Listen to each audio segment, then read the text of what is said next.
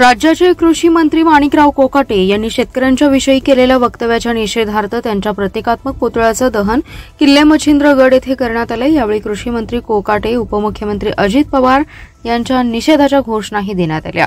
यावेळी स्वाभिमानीचे जिल्हाध्यक्ष महेश खराडे म्हणाले, विधानसभा निवडणुकीपूर्वी शेतकऱ्यांचा सातबारा कोरा केला जाईल असं आश्वासन महायुतीनं दिलं होतं, मात्र सत्तेवर आल्यावर शेतकऱ्यांच्या तोंडाला पाणी पुसण्याचा धंदा सुरू आहे। प्रथम अजितदादांनी कर्जमाफी करता येणार नाही असं घोषित केलं, त्यावर कडी करत कृषी मंत्री कोकाटे यांनी शेतकऱ्यांची कर्जमाफी केली तर शेतकरी उधळपट्टी करतात, लग्ने आणि साखरपुड्यावर पैसे ओधळतात, त्यामुळे शेतकऱ्यांना कर्जमाफी कशाला हवी आहे असं म्हणून शेतकऱ्यांच्या जखमेवर मीठ चोळण्याचा प्रयत्न केलाय।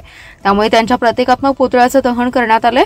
पण या पुढच्या काळात कर्जमाफीसाठी रस्त्यावरची लढाई आम्ही लढत राहू असा इशारा खराडे यांनी दिलाय। आंदोलनात भागवत जाधव, प्रकाश देसाई, शिवाजी पाटील, रज्जाक मुलानी, उत्तम पाटील, दत्ताजी पाटील, साहेबराव पाटील, रामभाऊ जाधव, अनिल गावडे, शंकर पाटील, प्रदीप पाटील, रवी किरण माने, आकाश साळुंखे उपस्थित होते।